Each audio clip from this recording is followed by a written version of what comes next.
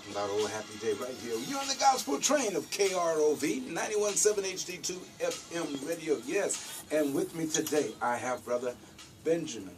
Okay, brother, the man with the master plan. Coming up, we're talking about voting, getting ready to vote.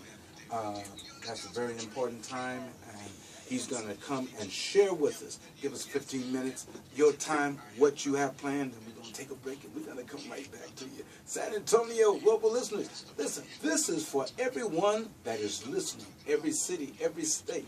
If you are a believer, then you need to vote. Brother Benjamin, it's on you. Well, good morning, Elder. How are you this morning? Just blessed, just blessed. All right. What's happening in this country when it comes to voting rights? We're being besieged by individuals who want to turn back the clock.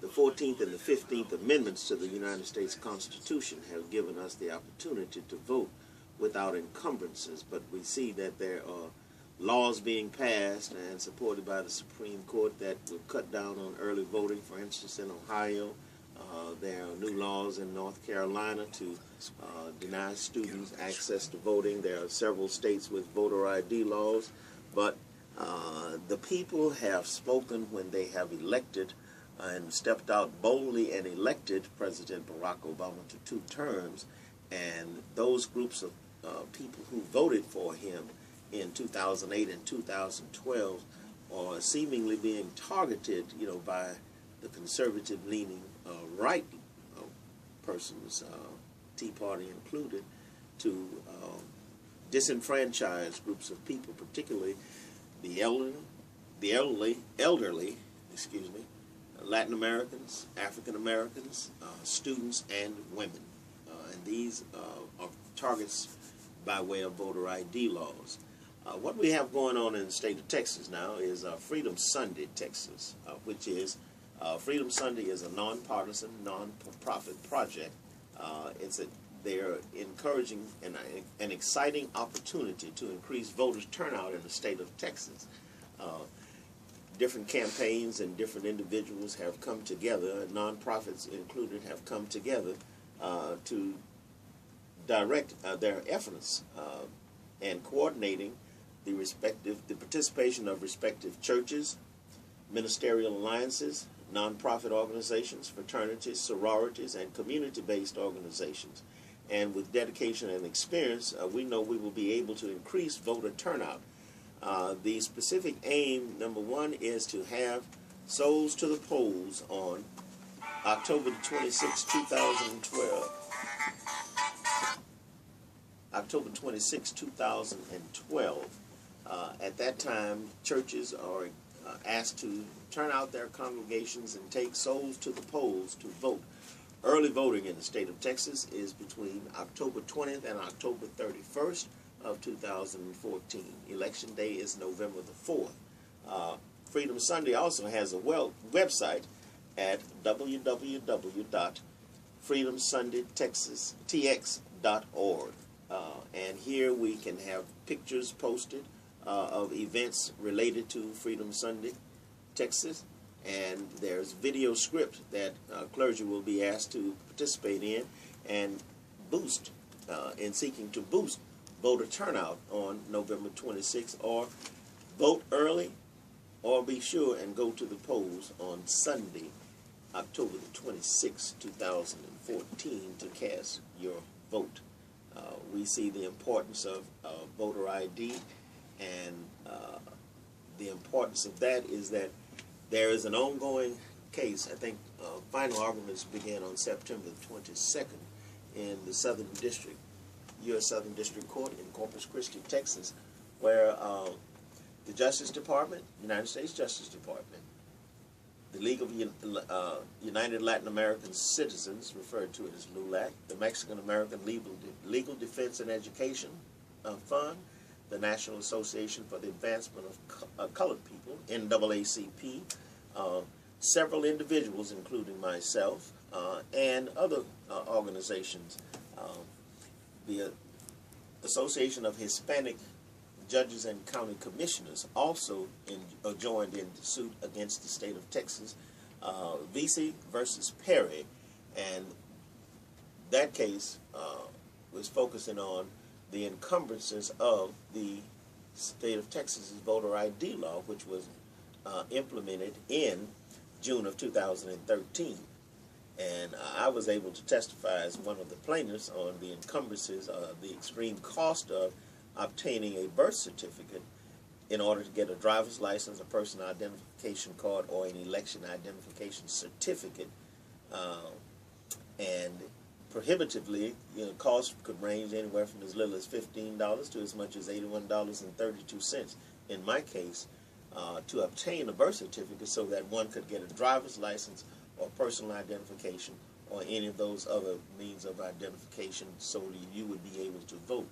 My vote in November of 2013 was provisional, and I was not able to cure that prior to the 6-day period that you get after you cast a provisional ballot. And again, in March of 2014 and May of 2014, in the Democratic primary and runoff, I cast provisional ballots, which were not able to be cured because I wasn't able to obtain that birth certificate in order to be able to get either a driver's license or to get a personal identification card or election identification certificate, which is not good for identification. It's only for voting purposes only. So those are the kinds of things that people stood up to tell the court in the Southern District of Court, that these things were happening because of the voter ID law, and the targets seemingly are the most negatively affected people, somewhere between 600 and 700,000 people, primarily minorities. But the groups of people who are most affected by that are women, the elderly, students, Latin Americans, and African Americans. Okay. Let me ask you, what would hinder us from being able to vote? The lack of an identification card, or the lack of a driver's license, or the lack of a passport. There is a provision that you can use a concealed handgun license to obtain, to go and prove your identity in order to vote. But student IDs are not accepted. So groups of students who are in universities, whether they're in Prairie View A&M University, whether they're in Texas Southern University, East Texas State, or Texas Tech, students do not, are not allowed to use a student ID. A college student ID is unacceptable when one goes to vote. So that's another group, that is negatively impacted. College students, Okay. Now here in San Antonio, we find that the Barbara Jordan Center is one of the good location, and also over in the McCreeless area. The McCreeless Library is an early voting site, and it's also a polling place. Not the Barbara Jordan Center, it's the Claude Black Center, where you can vote early. Yes. Copernicus at 5003 Lord Road is another early voting site. Windcrest Taka Center out in the Windcrest area is another early voting site. The Downtown Library, the Lions Field on Broadway, and the courthouse, the Bexar County Courthouse. One of the things that the Democratic Party has been involved in is getting to allowing polling places to be placed at the University of Texas in San Antonio. Okay. Now in San Antonio, and well, I know in many areas, but you can't just go and vote. Like if you live on the east side, you can't go vote on the north side. You have to vote in the area that you During early voting, you can vote at any early voting place. Okay. And during the general election, on election day, you have to vote at the polling place, which is identified by your particular precinct. Okay. And if you don't have a voting card now, how can you get one? The last day to register for voting in the November election is Monday, October the 6th. And from tomorrow. Yeah, that's tomorrow. That is tomorrow. And at the corner of Burnett Street and New Braunfels Avenue, Norma Witherspoon with Nick's Burnett Street drugstores, from 2 p.m. to 4 p.m., the Second Chance Democrats will be holding a voter registration drive. That's 733 North New Braunfels, San Antonio, Texas, from 2 p.m. to 4 p.m. They will be signing people up to vote, and individuals who are previously incarcerated can register to vote if they are no longer on parole or under supervision. If there are persons who have deferred adjudication, they are also eligible to vote, as long as there is no active conviction or you're not on parole or probation.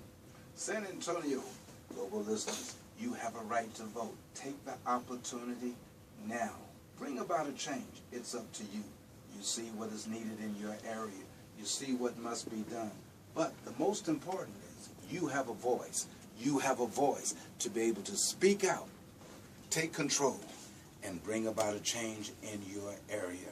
KROV 91.7 HD2 FM. You're on the gospel train of RHEMA Gospel Express. With me today right now is Brother Benjamin. We'll be right back with him right after this.